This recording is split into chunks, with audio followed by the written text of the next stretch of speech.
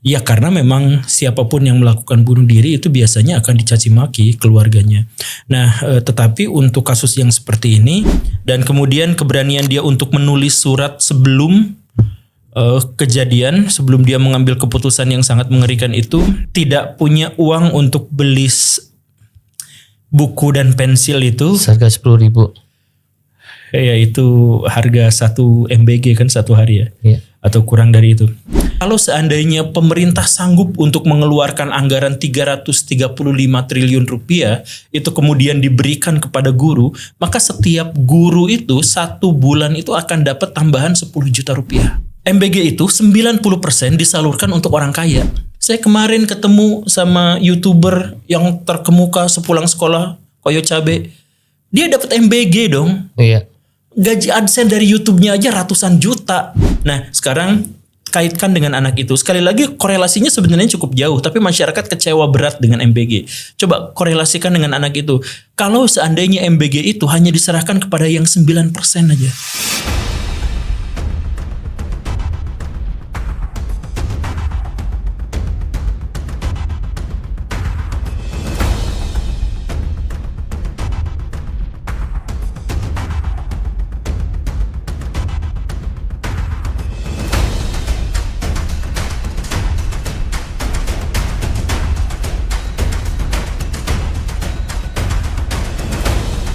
Assalamualaikum warahmatullahi wabarakatuh. Waalaikumsalam warahmatullahi wabarakatuh. Kembali lagi saya dengan pengamat fenomena sosial yang sering kita lihat, yaitu Guru Gembul. Pas kebetulan temanya cocok dengan beliau karena ada tragedi anak 10 tahun bunuh diri di NTT. Iya. Saya nanya langsung ke orang yang ahli di bidangnya karena beliau pengajar dan guru juga, bukan karena dipanggil nama Guru Gembul, memang beliau guru. Guru Gembul, saya minta penjelasan atau wawasan lah tentang, bayangin ada anak SD umur 10 tahun bisa kepikiran bunuh diri. Menurut analisa Guru Gembul sebenarnya. Pertama, saya sebelum mengomentari anaknya, saya pengen mengomentari masyarakat Indonesia. Iya. Jadi sekarang alhamdulillah ada perubahan yang cukup dramatis di antara masyarakat Indonesia. Dulu orang-orang yang menjadi pelaku bunuh diri itu adalah orang yang dibully justru. Iya. Dibully, keluarganya juga dipermalukan dan dianggap sebagai sebuah aib. Ya. Sampai-sampai ada sebuah data yang nanti dicek, ada data bahwa angka bunuh diri kita tuh 1/10 dari fakta. Jadi ya kebanyakan dari orang-orang di Indonesia kalau ada keluarga yang bunuh diri itu disebutnya kecelakaan atau karena sakit atau didaftarkan penyebab kematiannya itu seperti itu. Saking itu dianggap sebagai sebuah aib. Ya karena memang siapapun yang melakukan bunuh diri itu biasanya akan dicaci maki keluarganya.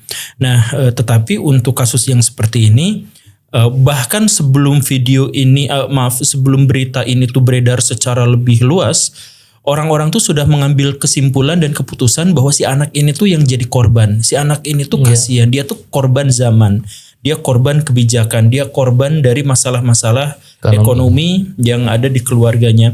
NTT kita sebut sebagai salah satu provinsi di Indonesia yang paling rendah, ya saya mohon maaf ya, kesejahteraannya. Kemudian salah satu juga yang paling rendah akses terhadap pendidikannya. Dan ini tentu saja ini tuh fenomena gunung es.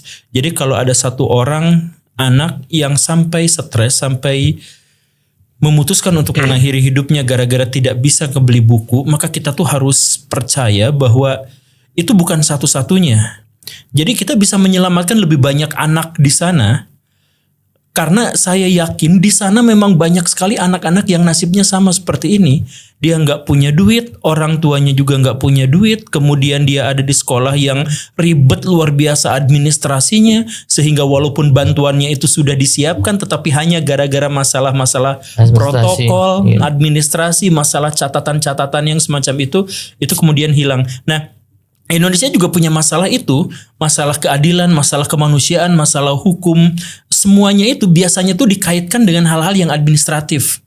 Ada nenek-nenek yang nyolong singkong, kemudian di penjaranya, ya di penjaranya 1 tahun sekian gitu. Nah, kenapa kalau pengadilan kita tanya hakimnya kenapa nggak menjatuhin hukuman, ya kan ini ada pasalnya, ini ada. Jadi dia nggak lihat sisi kemanusiaannya, dia nggak lihat sisi realitas sosialnya, dia nggak lihat itu. Dia pokoknya segitu aja. Nah, terkait dengan anak ini, saya ajak pada teman-teman semua, kita belum terlambat, kita masih bisa mendukung dan menolong orang-orang yang mungkin atau berpotensi akan mengalami nasib yang sama.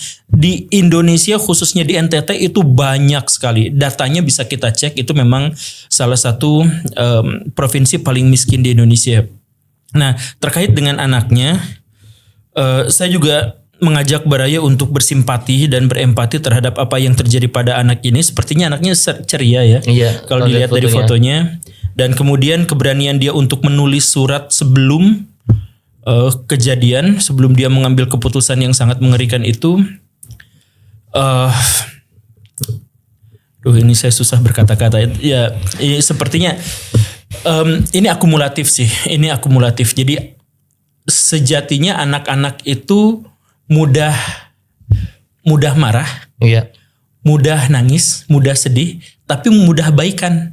Iya. Jadi kalau misalnya anak seumuran gitu, kita lihat teman-teman anak-anak kita lah ya. Anak-anak kita tuh satu waktu berantem sama temennya tuh gimana? Gak lama kemudian tuh baikan lagi gitu. Yang biasanya mendendam tuh orang yang dewasa. Anak-anak itu polos, masih suci, masih bersih. Jadi begitu dia punya masalah, dia hilang lagi masalahnya sebegitu mudahnya. Nah, tapi anak ini kenapa bisa seperti itu? Ya jelas ini adalah akumulasi dari penderitaan yang sangat. Kalau kita lihat latarnya, si anak itu adalah anak kelima ya, anak kelima, bungsu. Dari keluarga tidak punya. Dan di keluarga yang tidak punya. Jadi kakak-kakaknya masih sempat punya ayah, masih sempat mungkin mendapatkan nafkah dari ayahnya. Nah, ayahnya meninggal ketika anak ini tuh masih kecil. Iya, betul. Dan kemudian anak ini tuh dititipkan di neneknya, sedangkan kakak-kakaknya di sana. Jadi dalam konteks ini pun mungkin saya gak bisa mengakses berita lebih lanjut lagi. Cuman hanya dari kutipan ini saja saya tuh berpikir bahwa anak ini tuh merasa diterlantarkan, merasa diabaikan. Kakak-kakaknya punya ayah, kakak-kakaknya itu masih bersama dengan ibunya dan seterusnya. Sedangkan anak yang paling bungsu ini dia kehilangan ayahnya di usia dini, kemudian dia dititipkan ke neneknya. Dia pengen curhat, cerita sama orang tuanya mungkin kurang dekat dan sebagainya. Jadi ini tidak punya uang untuk beli buku dan pensil itu. Harga 10.000. Ya itu harga 1 MBG kan satu hari ya. Iya. Atau kurang dari itu. Ya ini seharusnya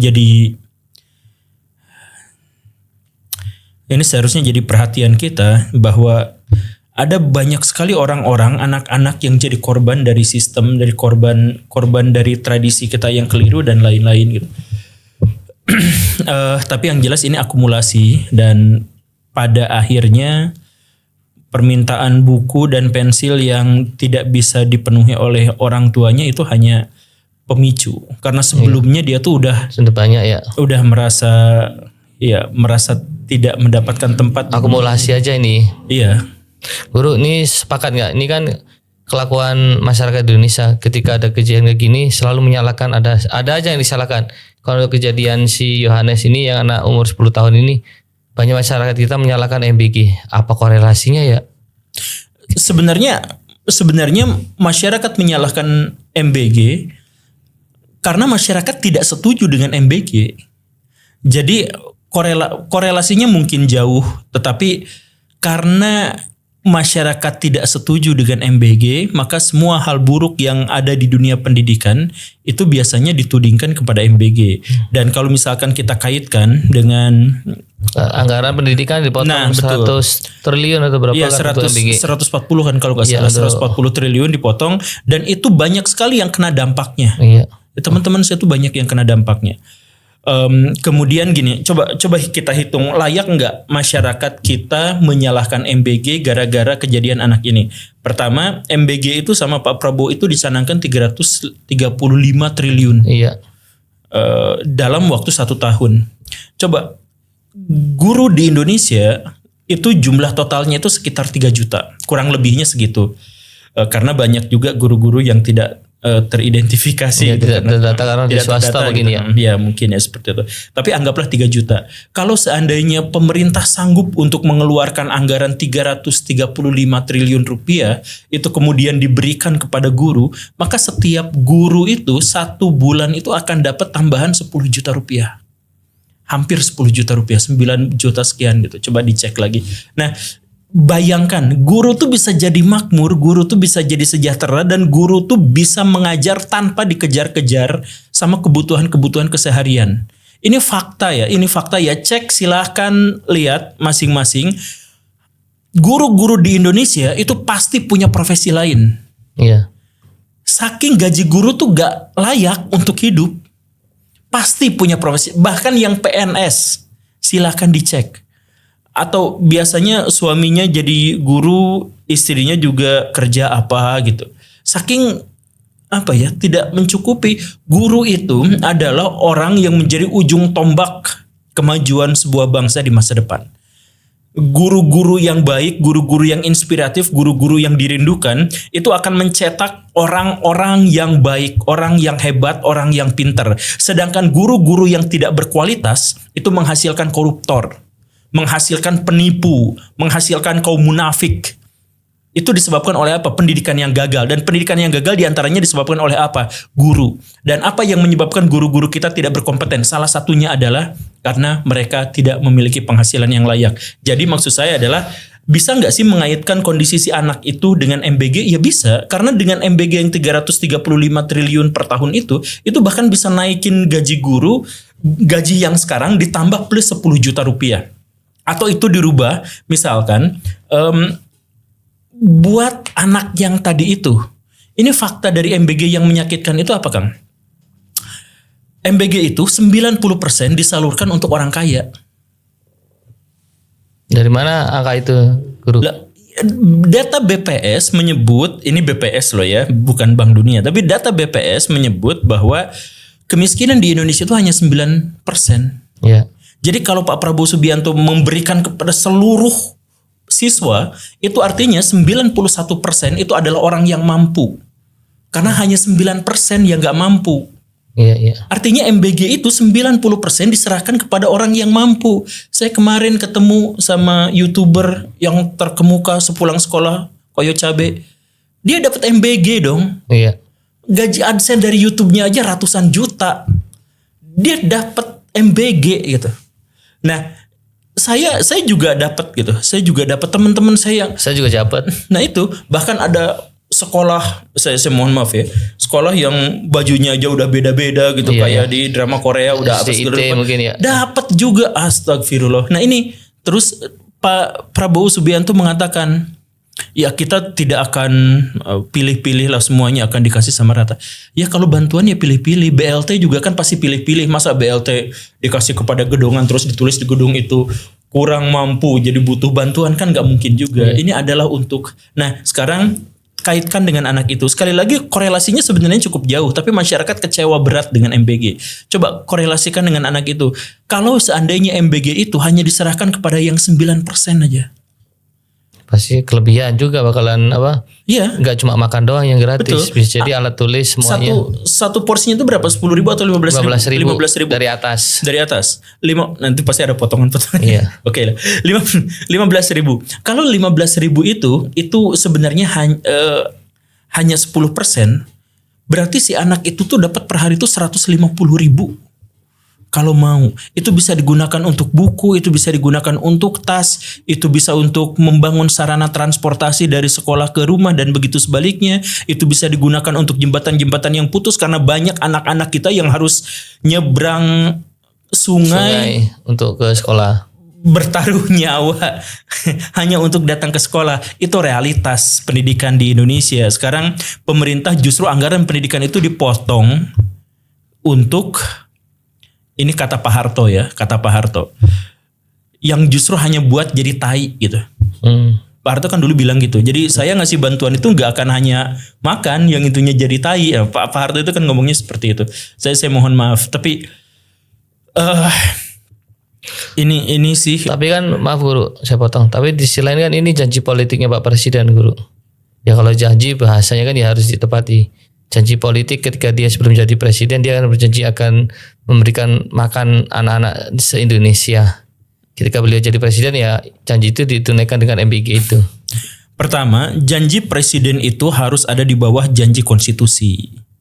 Janji konstitusi itu adalah mencerdaskan kehidupan bangsa. Nggak ada janji konstitusi itu memberi makan siang gratis, itu nggak ada. Jadi jangan sampai yang kecerdasannya itu dikurangin jatahnya demi MBG. Itu yang pertama. Kemudian yang kedua, kalau Pak Prabowo memang sudah menjanjikan itu, kita bisa kok, misal ya, kita bisa untuk memberi makannya itu hanya untuk orang-orang yang tidak mampu, atau memberikannya dalam bentuk uang, atau memberikannya kepada orang tuanya biar orang tuanya yang mengelolanya, atau itu dijadikan sebagai sebuah proyek pendidikan bagaimana caranya bikin makanan yang sehat. Ini penting nih, kan salah satu argumentasi dari para penyokong MBG itu adalah bahwa makan itu tuh karena kita tuh banyak yang stunting. Iya, gizinya betul kurang. Kan? Banyak yang gizinya kurang.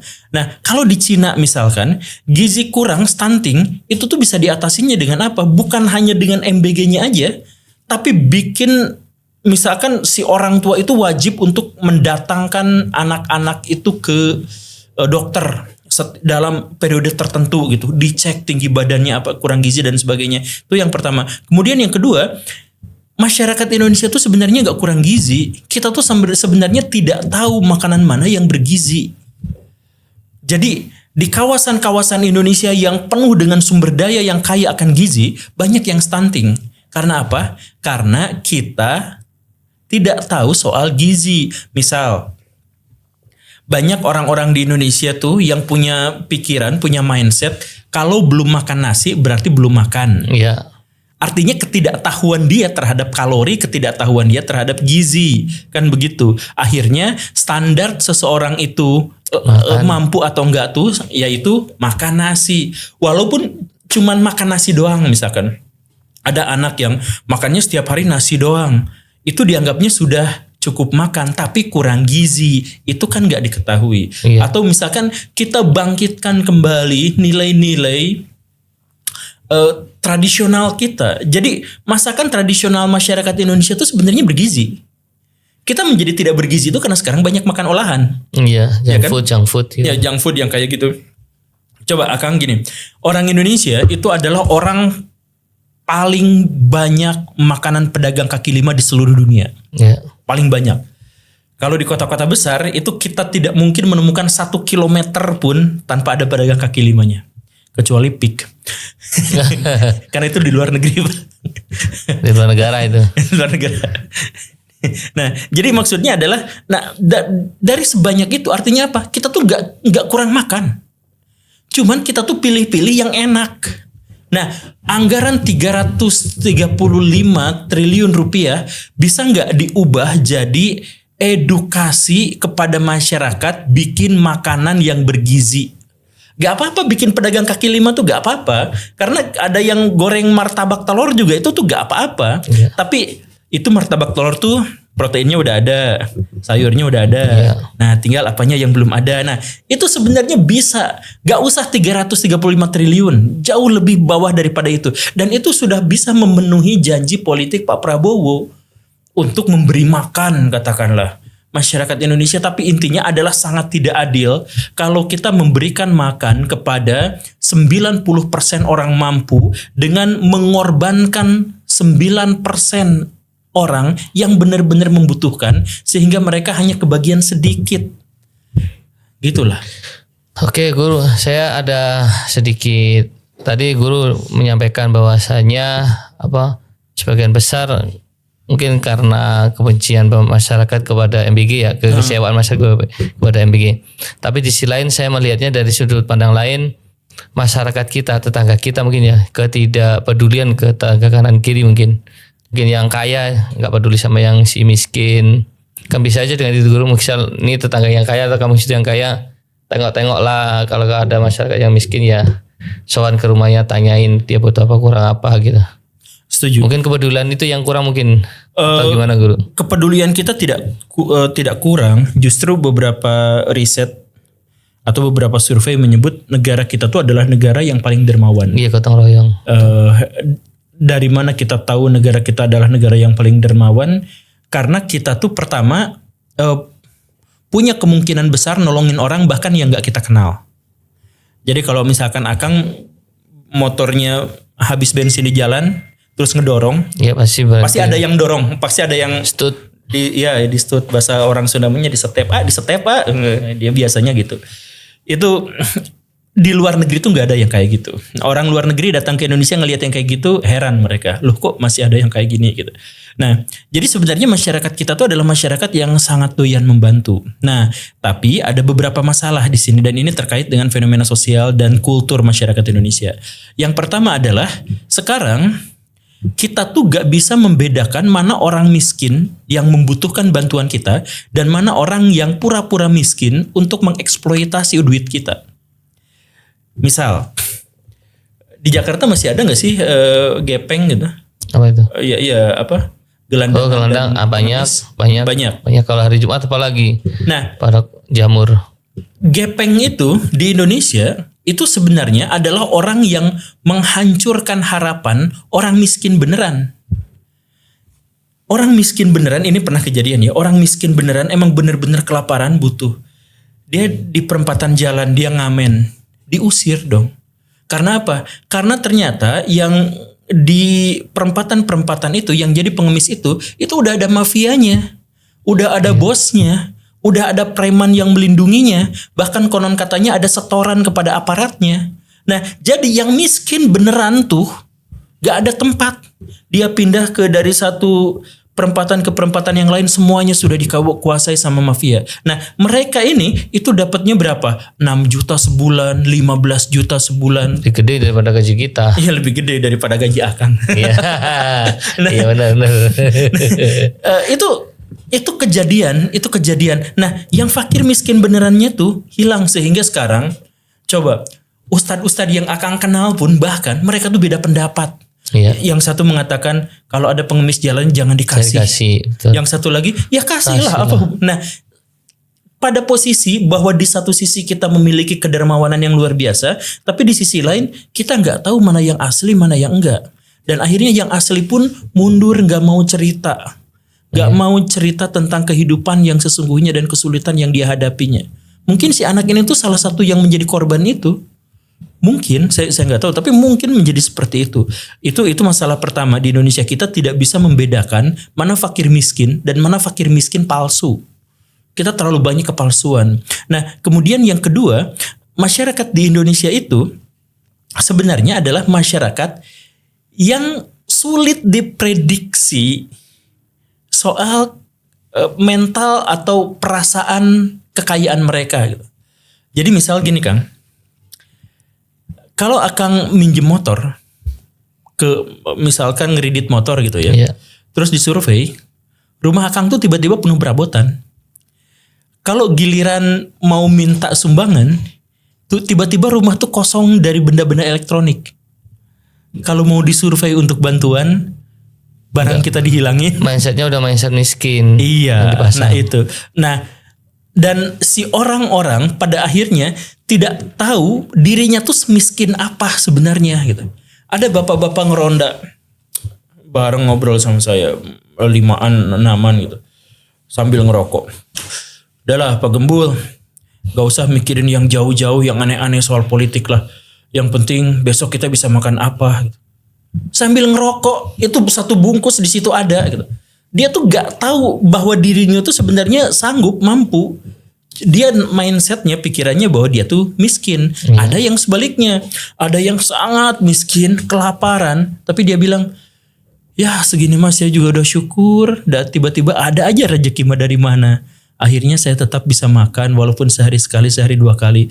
Entah dari mana, ya ini mungkin doa dari orang-orang terdekat kita. Dia tuh udah bener-bener kelaparan, udah kerempeng, tapi masih aja kepikiran, saya masih bersyukur. Nah pada bagian itulah kita tuh gak punya takaran, gak punya ukuran.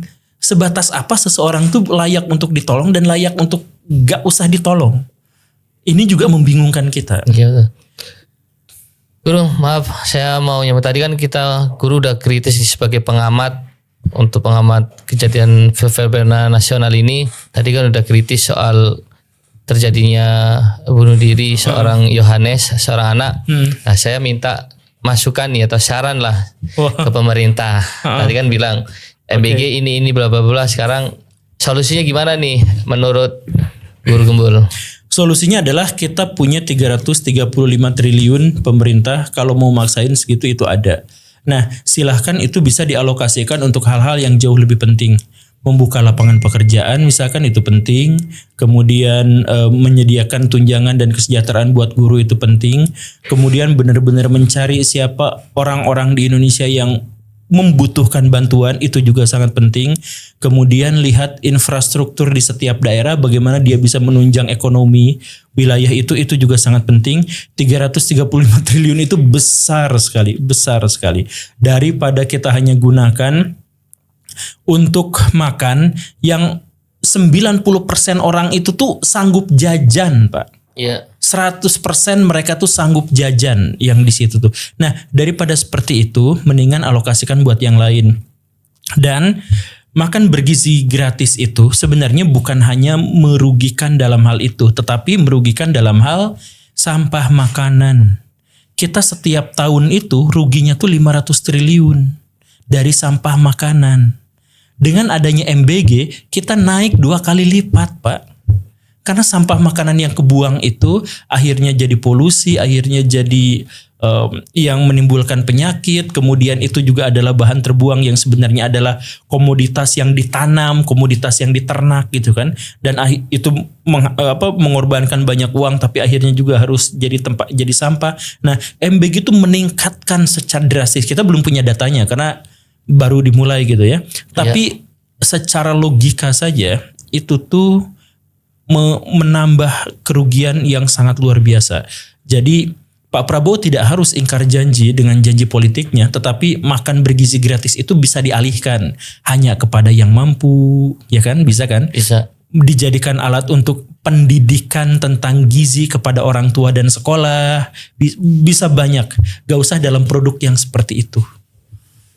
Oke, soalnya kan MBG juga kan salah satu yang dibangga-banggain sama presiden kemarin kan cuma sempat viral di hari Senin waktu acara di mana itu ya, di Sentul kalau nggak salah, acara yang semua kepala daerah datang, dan situ presiden kan mengatakan kesuksesan MBG, dia sudah mengangkat kurang lebih berapa ribu dan memperkerjakan berapa juta orang.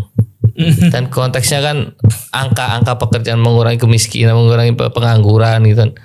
Bukan ke tadi yang guru sebut tadi itu dampak ke anak-anaknya kan nggak begitu krusial gitu kan. Enggak, meningkatkan lapangan pekerjaan juga sebenarnya tidak. Dan bahkan yang MBG aja baru daftar bisa jadi ASN. Saya juga kaget tuh, enak juga ya dari. Iya, maksudnya itu kalau mereka begitu mudahnya bisa mengangkat MBG itu jadi ASN, lalu apa kabar dengan jutaan guru honorer di Indonesia yang selama bertahun-tahun berjuang untuk dapat status itu tapi nggak dapat? Ya, tapi kan ada sebagian udah PP3K ya. Ya ada. Cuma walaupun nggak semua. Itu baru guru, belum guru ngaji ya. Nah, guru ngaji kemarin ada yang viral juga yang kelaparan. Guru ngaji ada yang kelaparan di Jawa Barat tuh ya. Ya ampun. Dia ngajar 57 orang santri, nggak tapi narik dibuat duit. makan aja nggak dapat duit, dia makan aja nggak bisa sama sekali. Ustadz siapa saya lupa itu, saya lihat di kontennya. Itu real ustadz itu tuh. Iya.